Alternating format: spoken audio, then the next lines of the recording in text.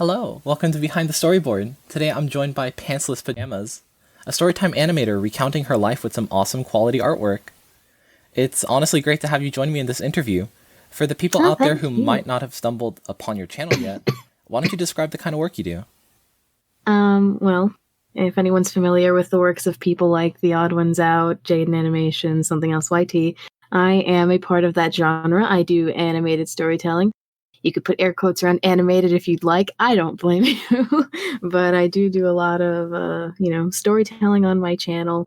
When it comes to the things that I do, particularly my two main jobs would be storytelling on my YouTube channel, retelling events of my life in comedic, serious fashions, whatever it is that it entails, and also freelance work for other people, whether it be in this community or anywhere else on like the YouTube sphere. I work for The Odd Ones Out and do a couple of things for my friends like The Amazing, and I basically create a lot of artwork whenever it's necessary. So I get spread around and sprinkled in this community in little ways. Awesome. Good to know. Why don't we start with some background questions? Oh, fantastic. How about we jump straight back to where it all started? How did you first start getting into art, and what made you want to turn it into a career? Well, I've loved art ever since I was a kid. I was always good at art. I never actually wanted or considered the idea of pursuing a career in art when I was a kid. I didn't think you could be an artist when I was a kid. Of all the professions that people would mention, I never actually thought that having a creative occupation was something that existed for adults. And even when I started kind of understanding that it was a thing, obviously with things like comic books, cartoons, and the like, as much as I adored the idea of entering into a creative field, I just never figured that I would because that wasn't where the money was. Tale as old as time. So I often found myself being like, oh, well, don't worry, mother and father. I will be, oh, Lord, there was like a list. I was going to be a doctor. No, that just wasn't going to work out for numerous reasons. I was going to be a therapist at one point, and I think I actually stuck on that one probably the longest. What literally shifted me over was, over the years, numerous people told me that I should take a career in art in some fashion. And I guess they were kind of wearing me down, bringing up more and more valid points. The obvious ones being, when you take a job that you're not even all that passionate about, you're just not going to have the same amount of drive. I mean, money can only push you so far, obviously. Mm-hmm. And I eventually found myself in my senior art class, and my teacher at the time, who had a lot of faith in my ability and felt that I could go places with my art, told me that a lot of colleges for art were actually coming to our school to basically try to reel us in and get us to enroll. And there was a loving pressure from her to meet up with some of these individuals so that I could try to enroll in college. And she convinced me. And I stayed there for all of a year before I got kicked out. So I didn't even get to pursue traditional artistic work with, going to college, getting a degree, all that. I have no piece of paper that technically declares that I should be working professionally in artistic field. I wound up just doing YouTube, not for a job and not for a hobby. I had nothing else, I guess you could say. I tried getting other jobs. I tried signing up for things. Another tale as old as time. When you don't have experience, people don't want to hire you. So that was it was very hard for me, I think, because it didn't feel, I guess at that point, when you get kicked out of college for just not having enough money, and then you try to get money by getting into these other jobs and, like, normal kind of retail work, fast food work, whatever, and even they don't want you. It felt like there wasn't a place for me in any field, be it like a traditional sense of what people view as work and the creative side of work as well. And when I saw YouTube, it was just that matter of finding the right creators at the right time that made me think, oh, well, I can do that. But I never thought I was going to make money off of it. I just kind of did it because what else did I have to do at the time? And before I knew it, I was just like, oh, this is kind of working for me. I didn't think I was going to get that many views, but at that point, when you're already kind of building up an audience and people love what you do and you can accumulate a certain amount of views, likes, comments, whatever, you would be a little foolish not to try to monetize off of it, I guess, in some way. I thought that was going to wind up being a failure too. I thought the moment that I monetize these videos is when it's gonna all tank. And it didn't. And I was just like, oh, okay. I guess this is my job. Very not. There's probably so many cleaner answers that I can give you, but I very much fell into a lot of these things. No real plan, but now, here I am. Still very interesting. Who are some of the artists or animators in the community that personally inspire you? That's a good one. Well, James was one of the ones that obviously sparked the flame at first. He has a fantastic work ethic. He's really like, I don't want to necessarily use the term addicted to the job, but in a way he truly is. He cares so much about the content that he puts out, and it does inspire when working so closely to him to see just how convicted he is to always creating something. He always has to be working in some fashion. There's also people like the Amazing. I'm sure you've already spoken to him before. Mm-hmm. He is very much the same way. He really does just like toss himself into his work, and he's always thinking of new ways that he can like succeed on the platform. He always thinks of new ways to make content and just embrace the things that he loves to do. Gotcha. Yeah, I would personally say the same. Like, those people are really interesting, and I think they have good work ethic, and I think they could be an inspiration. But I feel that you are the same for many other people. So, how did the people around you feel about your YouTube career? Do you think their opinion has held you back or only pushed you to work harder? It's an interesting question just because of how much I feel like it doesn't apply to my life. Because I will admit, none of my IRL friends know that I do this. None of them. I've never told any of them. I don't have a lot of...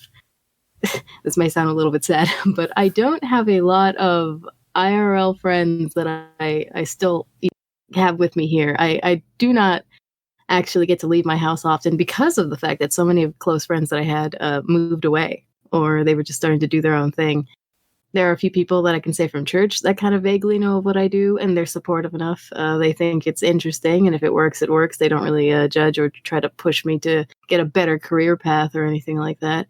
And my parents, again, also only vaguely understand that I'm doing something with myself. But any single time when I slap the paycheck down, they're just like, you're getting income. That's probably all that matters. I'm just like, thank you. Keep those standards low. No one's ever told me that I couldn't do something. If anything, most people are very encouraging about it. I've always had people tell me, like, you're so good at art and you could do so much with it.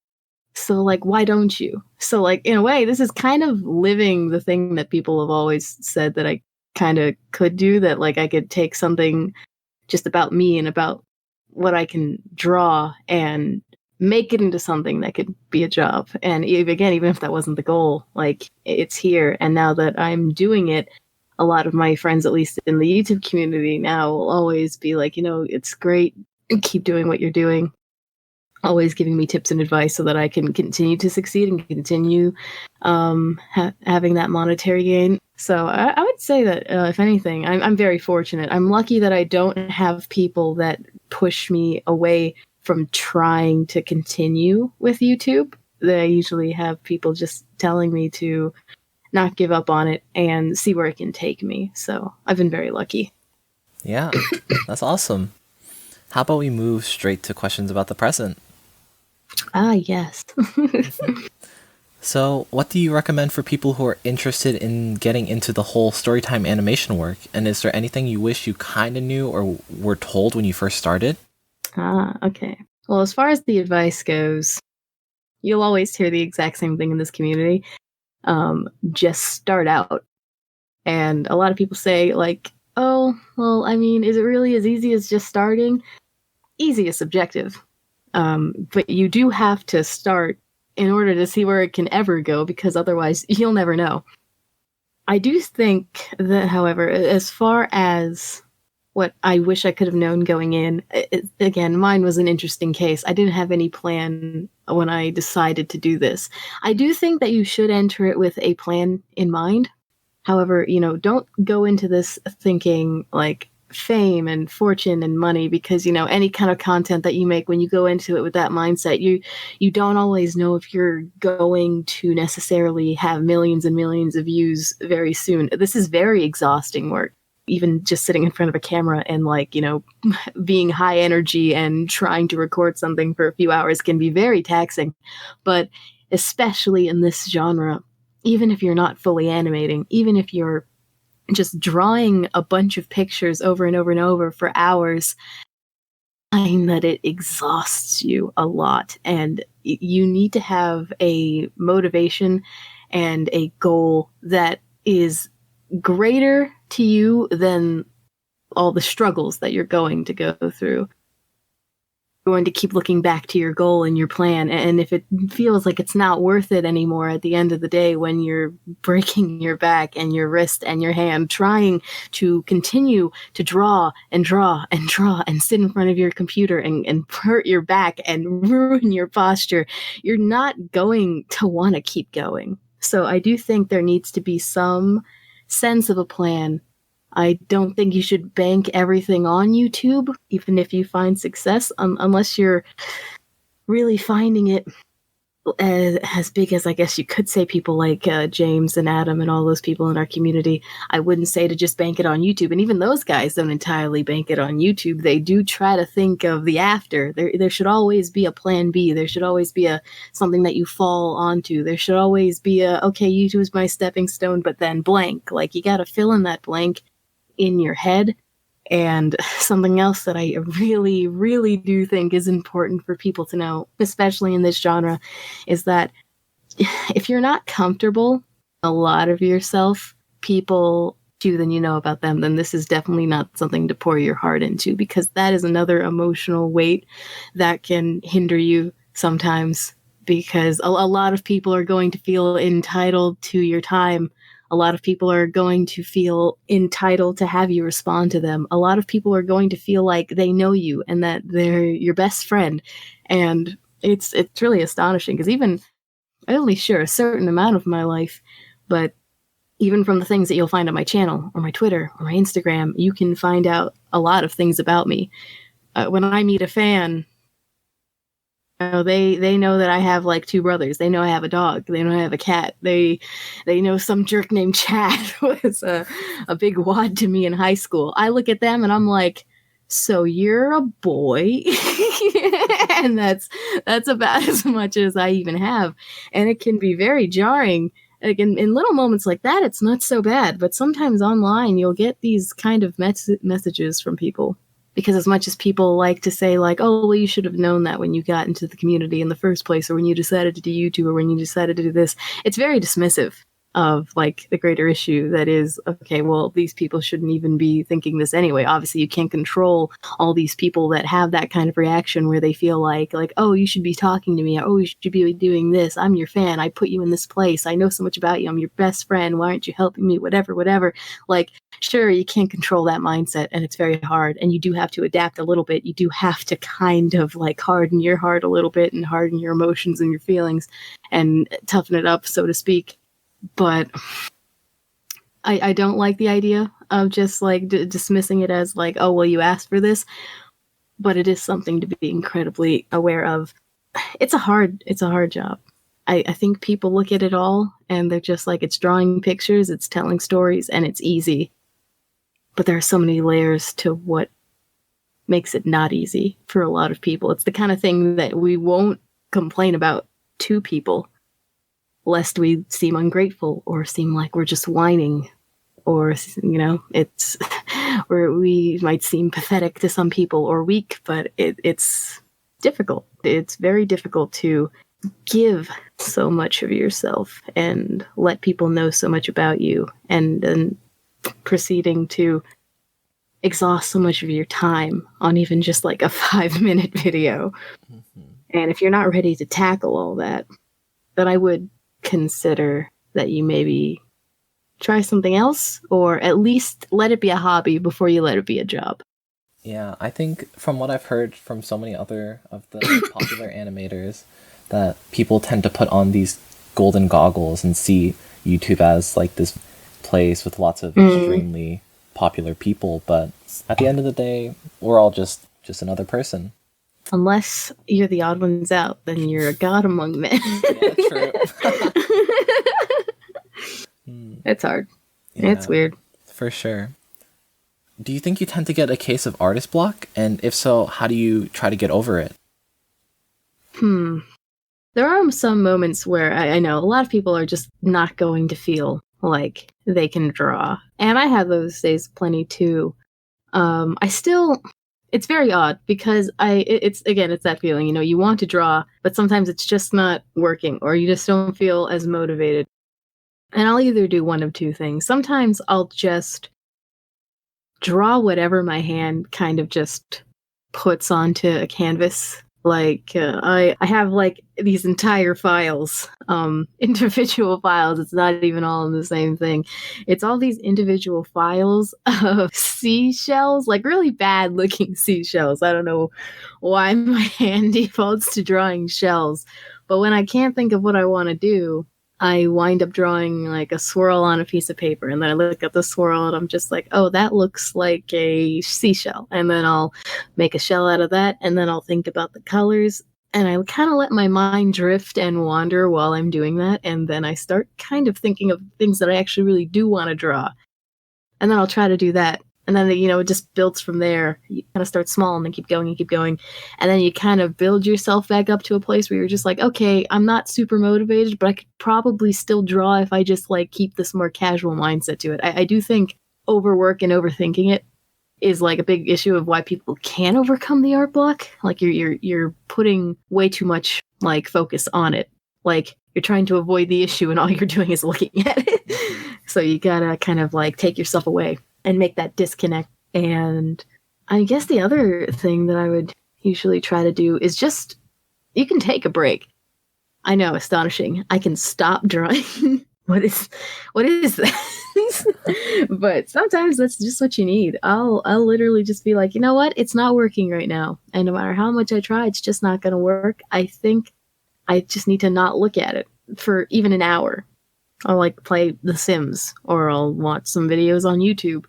Sometimes I'll watch videos on YouTube and then suddenly I see this thing where I'm just like, oh man, this gave me a good idea for like a drawing, and then I'll just go right back into it and like forget that I was even taking a break because the break worked. Like that's exactly what helped me, is like, you know, you need to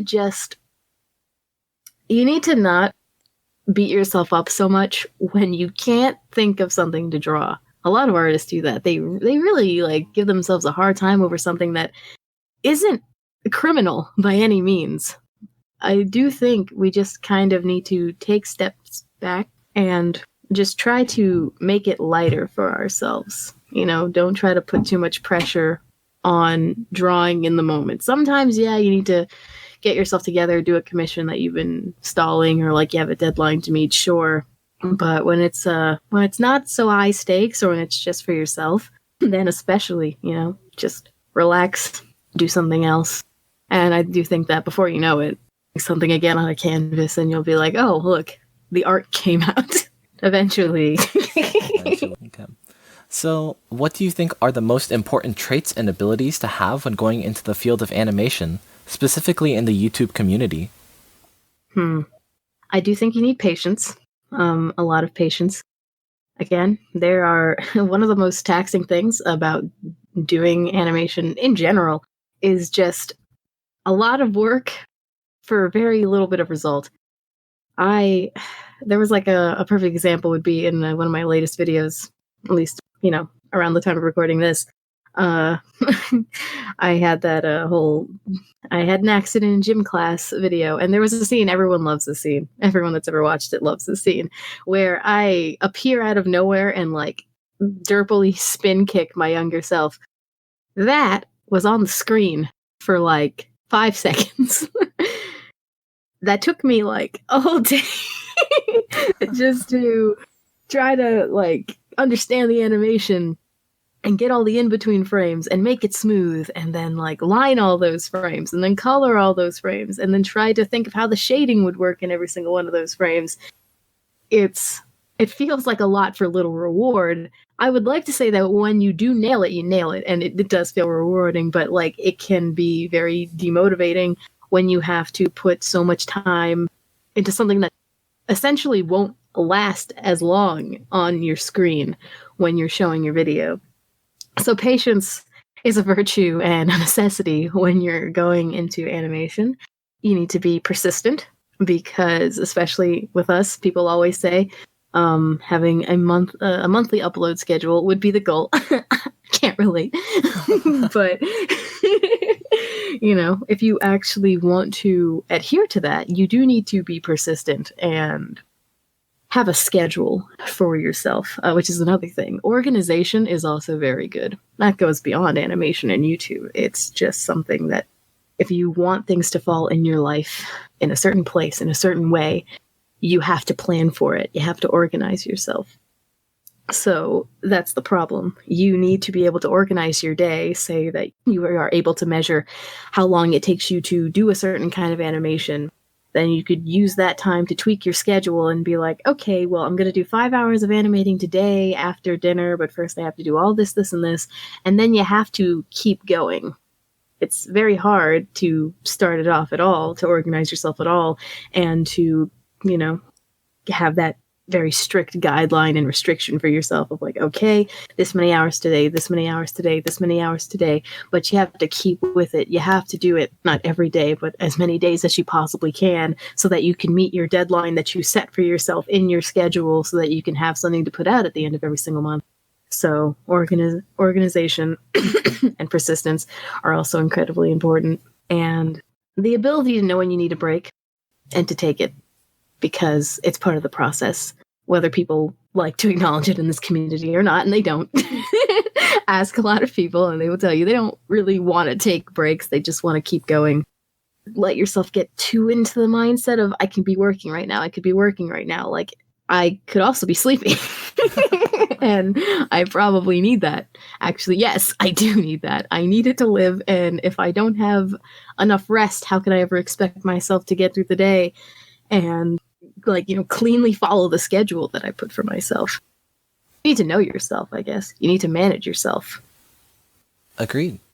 What do you consider success in the YouTube Storytime animation community? And how do you personally choose to measure it? Ooh, that's a good one. I've had these talks with my friends, actually.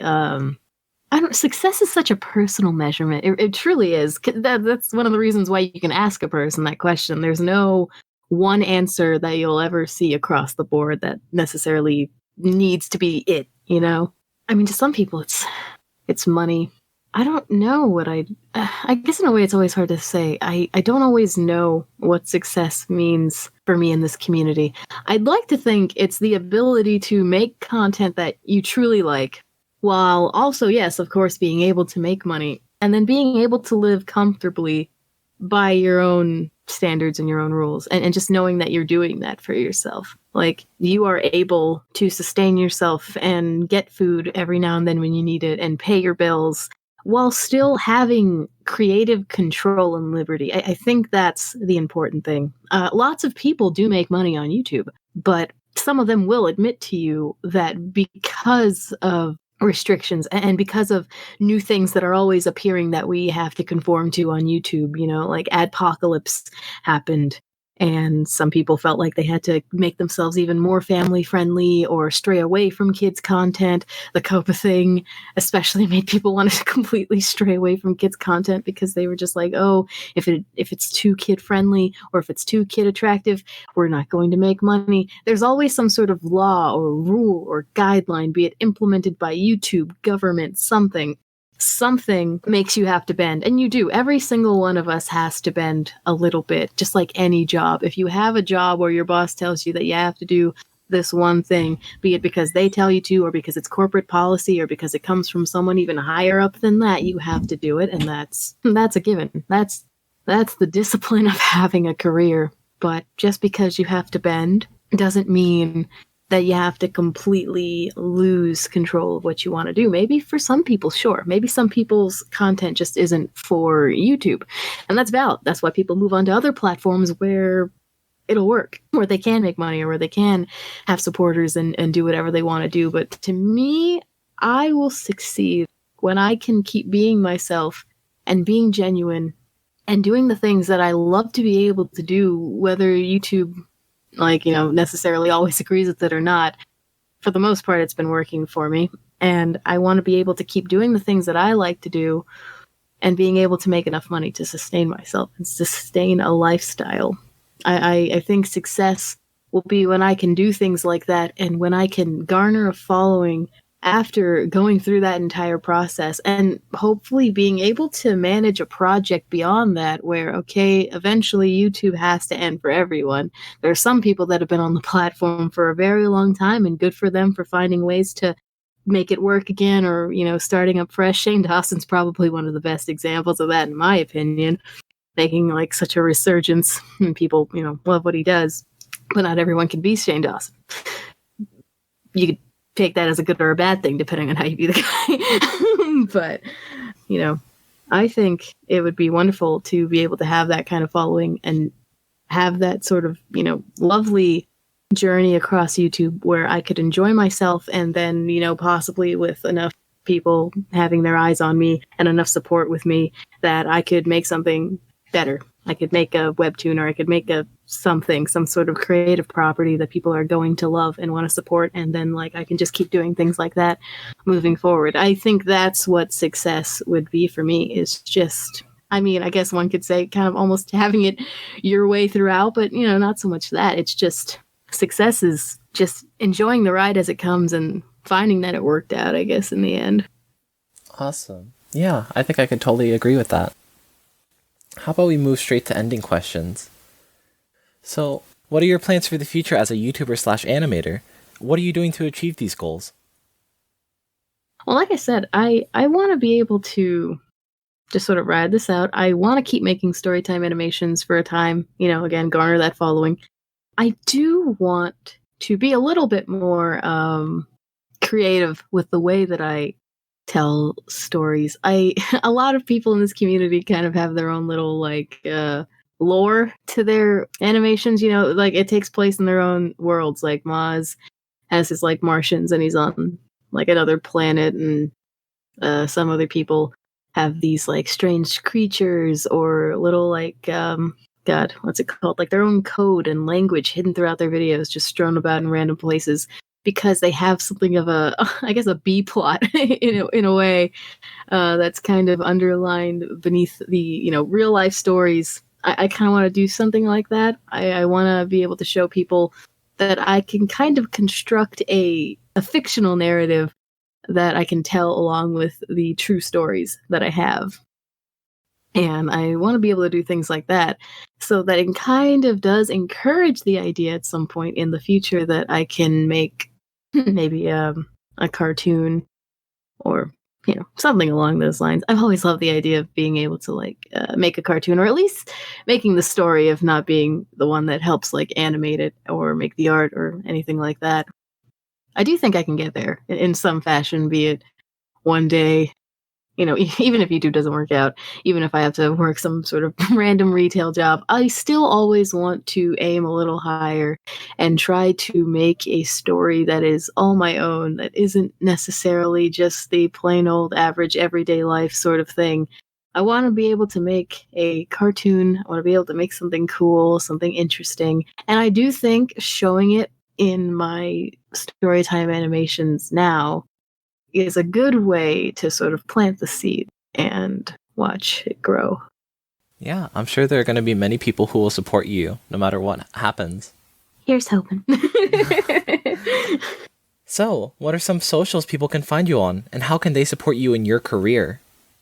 I have a Twitter. I'm definitely most active on my Twitter.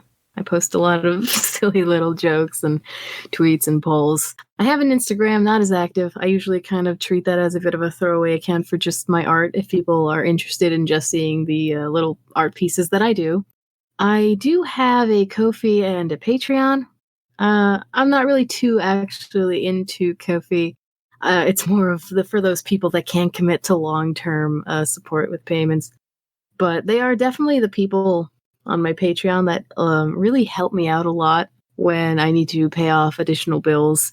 It's one less stress that I don't have to focus a whole entire day to manage my funds and finances.